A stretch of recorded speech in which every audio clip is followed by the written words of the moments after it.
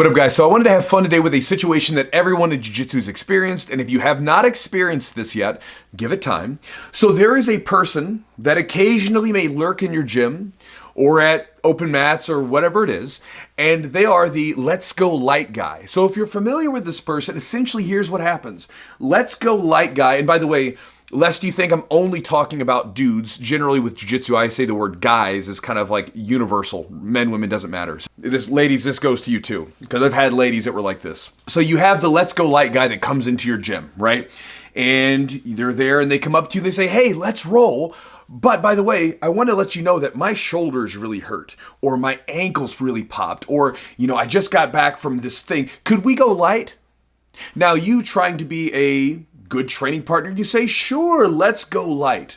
Let's take it easy. And in your mind, you're thinking that let's go light means that neither of us is going to try to beat one another. That the idea is going to be that we're going to move around and we're going to flow and we're going to have this very loose and technical exchange without the intensity of a hard round in Jiu-Jitsu, right?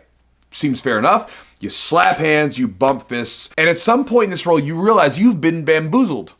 That this person has decided to go really hard, they're attacking submission, they're cranking stuff, whatever it might be. We've all experienced it at some point. So recently, I posted up a video talking about seminar snipers, and several of you guys commented about the let's go light guy.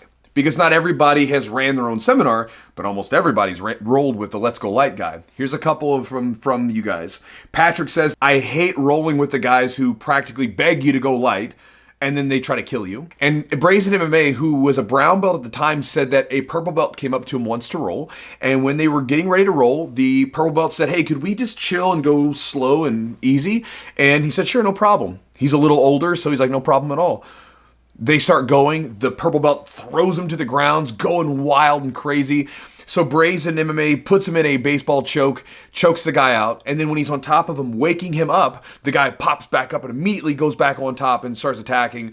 And so he realizes what kind of role he's in, so he switches into more of a self-defense mode, and I imagine probably doesn't line up to roll with this guy very often, right? So anyways, it's a situation that happens kind of often, and I wanted to hear your guys' story. So if you have a let's go light rolling story and you want to show it in the comments down below, please comment down below, and I will go through this video in maybe 2 weeks and I'll pick out a couple of winners and I'll send you guys some gifts of some sort, right?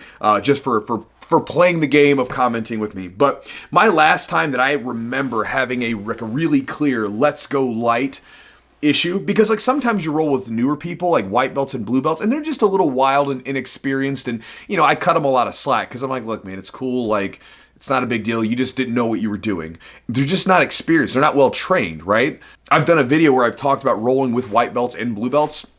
And most of the time, until I know them a little bit, when I roll with lower belts, I tend to almost go into self-defense mode where I'm very close with my hands. I'm up here to block my face, and I play a lot of guard and tight positions. I use my MMA game, right? I play with my MMA ground game where I'm expecting strikes and stuff because they may not mean to throw a strike, but they zig when they should zag, and just things happen, right? And we're in close proximity, and an accidental elbow, been caught with them plenty of times. So I play very close and make sure that they don't have the ability to hurt me or hurt themselves. But that said, when it's with higher belts, it's a little different, because at that point, when you're a purple, brown, black belt, you should know better. You should know how to dial it down, and it shouldn't be this thing where you only have one gear, right? And that's a problem. So I remember a couple of years ago, I rolled with this brown belt, and he came up to me. He's like, Chewy, man, I would love to roll with you. And me being me, I was like, sure, let's do it, man. Let's roll. No problem at all. And so he prefaces it with saying, hey, listen, before we roll, I just want to let you know, I've got a rib injury right now, so I can't really roll super hard. So if we could just go light.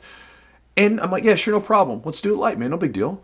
Because if you guys have ever tried to get back to the gym when you have a rib injury, it's brutal, because, we use so much core strength with Jiu-Jitsu that rib is constantly being aggravated. It's also like, sure, man, let's go light. So I start the round off. I let him get on top of me, and I'm just kind of playing around a little bit. And then all of a sudden, he gets a no-gi baseball grip, and he tries to Babe Ruth my head off my neck. And it wasn't the best grip. And so when he slides into the choke, instead of really choking me, I just started hearing crack, crack, crack, crack, crack, crack, crack. My neck's starting to pop, which wasn't fun. And so I tap, and then I sit up, and I'm doing this. I'm stretching my neck out, and I'm taking a breath because I'm irritated. I'm like, you said let's go light. So again, I'm not expecting an explosive run at a no-gi baseball choke that's improperly placed. And I'm sitting there breathing for a second. I was like, all right, man, slap hands, bump fists. And then I went back after him. And as I shared in the Seminar Snipers video, I basically put dominant position on him the whole time. I probably did a little bit of knee on belly in that one too, because I was like, you said your rib was hurt. Your rib must not be hurt that bad because you slammed into that with a lot of torque. So I kept position, and that was the end of the roll. My wife was watching me, and she comes up to me afterwards. She's like, were you pissed there? I was like, oh yeah. Because she knows, like, if you guys want to know, like, my pissed look sometimes on the mats is I sit up and I close my eyes and take a breath, and a lot of times it's like stretching my neck or whatever, or, you know, whatever it is. Basically, I'm trying to bring myself down because I don't want to be a jerk to someone. Most of the time this happens with lower belts where they accidentally kick me in the face or something, and I'm just like thinking to myself, didn't mean to do it, just chill. Like, I remember one time a guy literally broke my nose on accident with a knee. You know, and I got up, and he was one of my blue belts, and I just sat there and was breathing. I was like, it's okay. It's not his fault. He didn't mean to. It's a complete accident. Blood squirting everywhere. But I'm like, I gotta bring this down a little bit. But then when it's with a higher belt, I'm trying to be like, you should know better. What are you doing? But anyway, you guys, if you've been watching this video this long, throw a comment down below if you've had a let's go light person trying to roll with you, and then they start to pick it up and go into competition mode. Let me know your story, and again, I will come through this video in about 2 weeks, and I'll be sending out some gifts. So thanks for watching, and I'll talk to you guys next time.